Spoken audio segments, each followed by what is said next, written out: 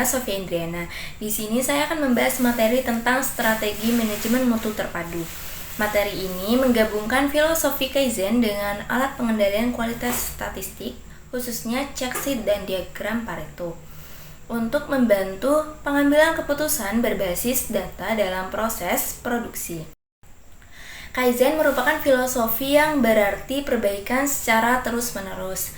Perbaikan dilakukan dalam langkah kecil tetapi konsisten dan melibatkan seluruh anggota organisasi. Dalam implementasinya, Kaizen dapat diterapkan pada 3 tingkat.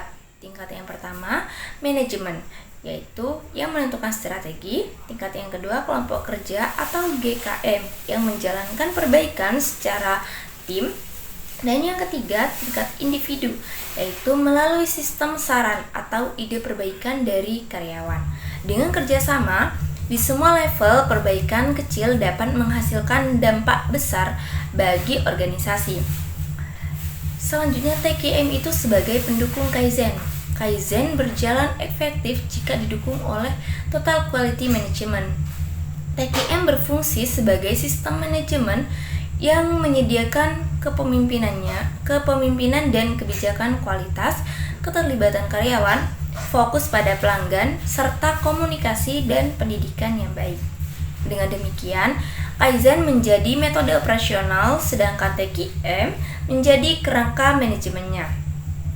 Selanjutnya, metode dan alat perbaikan. Dalam penerapan manajemen mutu, terdapat beberapa metode penting, yaitu metode yang pertama 3M, mudah, murah, dan muri. Mudah adalah pemborosan, murah ketidakseimbangan, sedangkan muri adalah beban kerja berlebih. Tujuannya adalah mengurangi pemborosan agar proses lebih efisien. Metode yang kedua 5R, ringkas, rapi, resik, rawat, dan rajin. Metode ini membantu menciptakan lingkungan kerja yang teratur dan standar kerja yang jelas. Metode yang ketiga, PDCA, siklus perbaikan, yang terdiri dari plan, perencanaan, do, pelaksanaan, cek, pemeriksaan, dan action, tindak lanjut. Metode yang keempat, 5W+1H, adalah metode pertanyaan untuk menggali akar masalah secara sistematis. Selanjutnya, alat pengendalian kualitas. Dari 7 KC tools, 2 alat yang menjadi fokus utama, yaitu check sheet, digunakan untuk mengumpulkan data secara langsung di lapangan mengenai jenis atau jumlah cacat. Yang kedua, diagram Pareto, digunakan untuk menentukan prioritas masalah berdasarkan prinsip 80/20, yaitu sebagian kecil penyebab dapat menimbulkan sebagian besar masalah.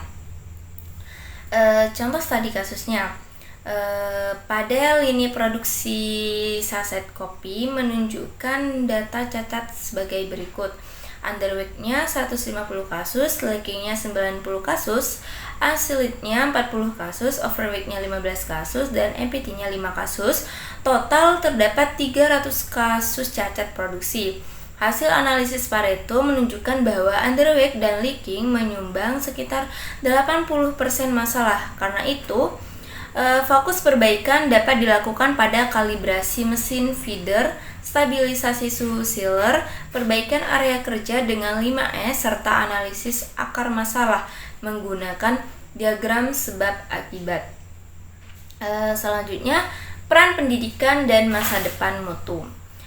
Dalam dunia pendidikan, teknik industri penting bagi mahasiswa untuk memahami filosofi Kaizen, penggunaan alat analisis kualitas, serta keterampilan teknik seperti pengolahan data di Excel.